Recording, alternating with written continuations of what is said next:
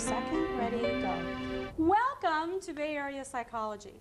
Tonight, we look into the disturbing and urgent problem of adolescent addiction. Human beings have experimented with mind-altering chemicals since the beginning of time, so it should not surprise us that young humans, adolescents, would try various types of chemical experiences to change their chemistry. What is of concern is the growing number of adolescents who begin this experimenting earlier and earlier, and then go on to progress to addiction with the painful personal and social consequences that accompany it. Tonight, we'll be joined by 3 representatives from the Adolescent Treatment Program, Thunder Road. We'll begin with Grace Mendoza, an assessment counselor at the local San Jose outpatient site. Grace, I want to thank you for being willing to pop in tonight and spend a little bit of time with me. And, you know, there's a lot of sort of myths and beliefs about kids who use drugs and alcohol.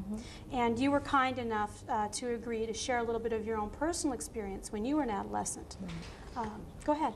Well, I started, like most teenagers, at the age of 14, experimenting with alcohol and marijuana, and it progressed on. And I think the situation with adolescents is that they aren't educated with what they're actually doing to themselves biologically, as well as just thinking of partying and having a good time. And most teenagers do that, and I think they need to become more aware of what they're actually doing.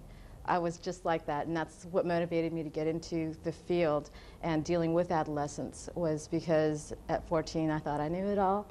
And there were a lot of things that I had to learn, you know, and I think helping adolescents at that point would be the most beneficial for me, because I can relate to what they're going through. Okay, so your experience as a kid when you started using was that education might have made the difference? I think so, and I'm hoping that that's the case.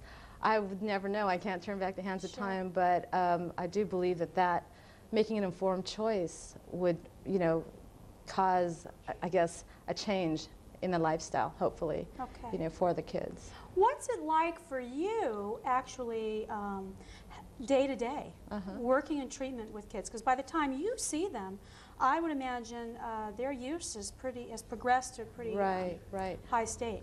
Well, every kid is different that comes in. Some are sort of borderline, some are pretty far gone in their addiction. The difference, I think, with being on the other side and being able to relate is that I'm a perpetual kid anyway. So, you know, I can bring it out of them, and the kids really have a hard time communicating what it is that's really bothering them.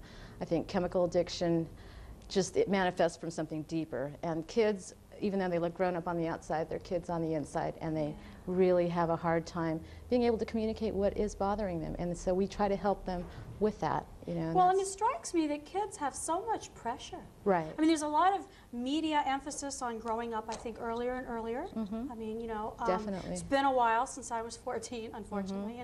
But what I remember is having just a lot of images and information coming at me. Right. You know, and sort of trying to sort that out and figure out, you know, what's right for me. Exactly. Well, adolescents, you know, they thrive on experiences. They want to experiment with this and that and the other thing.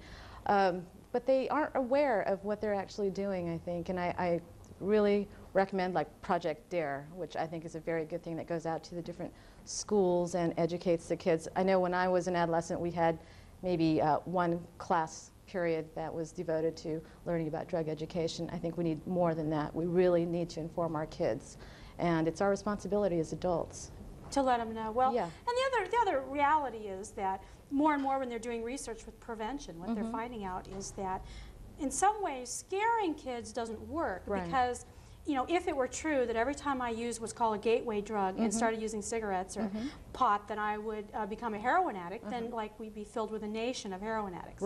You know, so I think part of it is, like you said, looking at what is it in addition to experimenting that sort of has a kid adopt that as part of a lifestyle versus keeping it at the level where, you know, I've experimented and that doesn't necessarily mean I'm going to turn into a heroin addict. Because I think as an adult, it ruins my credibility when I tell them something like that, when they can look around them and tell blatantly that isn't true. Right. I mean, maybe their own parents used pot when they were in college and they're not Right, know. and that happens a lot. You know, the kids a lot of times will learn from the parents.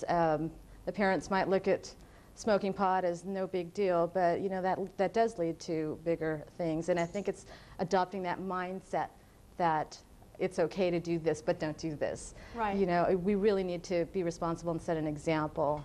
And sometimes that is not the easiest thing to do, especially for parents. Drinking is legal if you're 21, so your child sees you drinking all the time. I mean, one addiction is an addiction. It doesn't matter what the drug of choice is. Okay, You know, so part of it is really seeing the consequences, not just on your body, but consequences down the line in terms of life choices too. Right, You and know what children happened? are allowed, they aren't seeing that, you know, Right. at that age. They don't see that. Right. So, Right, they don't really see the long-term consequences of not finishing school, Right.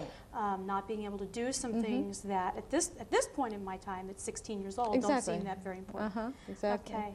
Well, I really admire your willingness to work with what a lot of us think might be a difficult population, but I'm glad you're doing it, and I'm glad people like you are out there willing to do it. And I appreciate you coming down to Bay Area Psychology and sharing some of your experience with Well, us. thank you for having me. You're very welcome.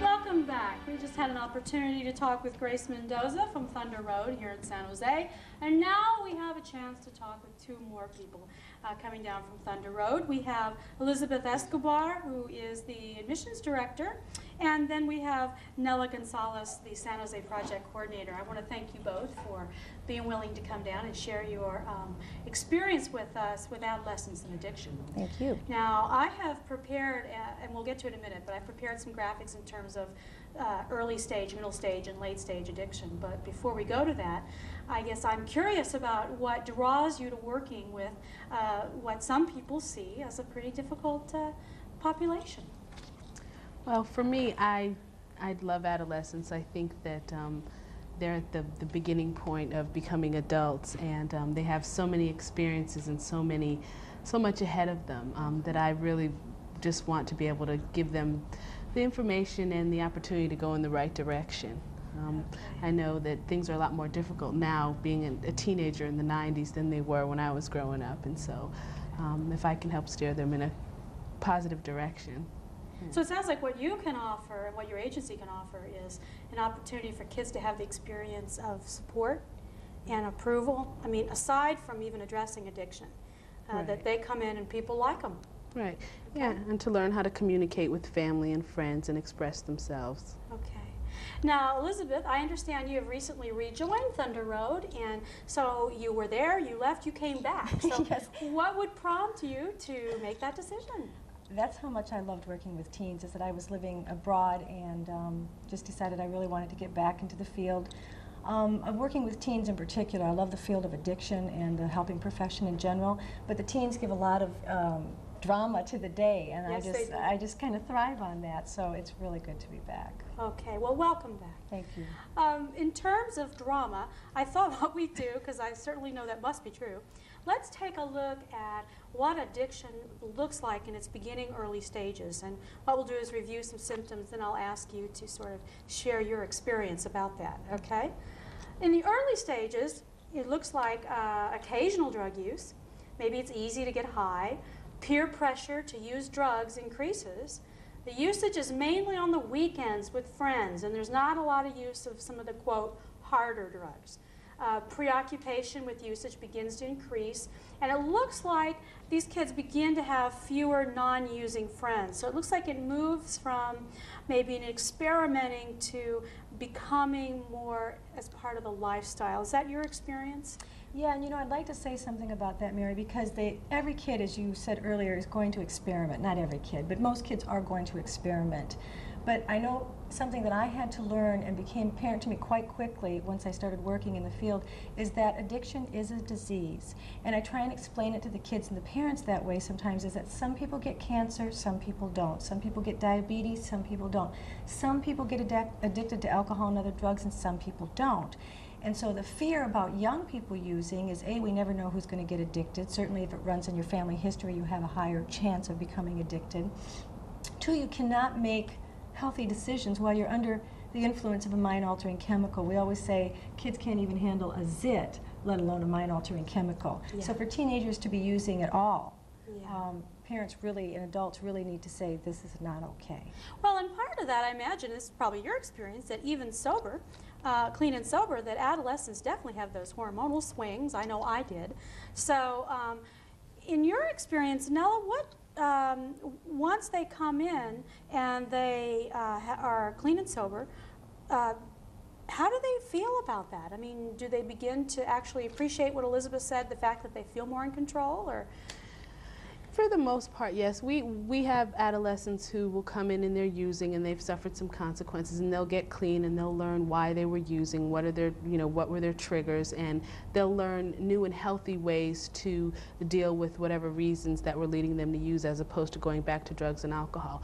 And then for adolescents, of course, sometimes relapse or testing, because adolescents test limits, is part of that. And they say, hey, I haven't had a joint in 2 months and I feel great, maybe I can just have a drink, and so they'll test it.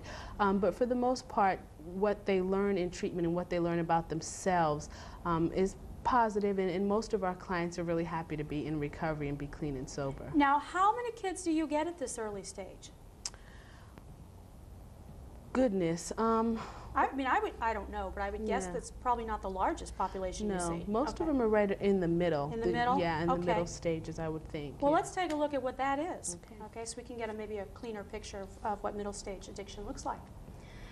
Increasing psychological dependence, increased tolerance, the preoccupation increases, increased partying with friends, everyone does it, it's okay. Use in the daytime begins, use of harder, quote, harder drugs begins. And we'll come back to the rest of the symptoms here in a minute. But let's take these in terms of psychological dependence. What does that look like for a kid? I think most kids feel that if they aren't using, they can't really be themselves. When actually we're trying to make the opposite be true. They feel like they need maybe to get loaded or drink before they can really, go up and talk to somebody or be accepted by others. Okay. So that would be a psychological dependence. Okay, that makes a lot of sense. Well, I would guess also that, like you said, it becomes sort of normal in the sense that I am used to feeling under the influence. So not being under the influence might feel even kind of weird. Absolutely. Right. And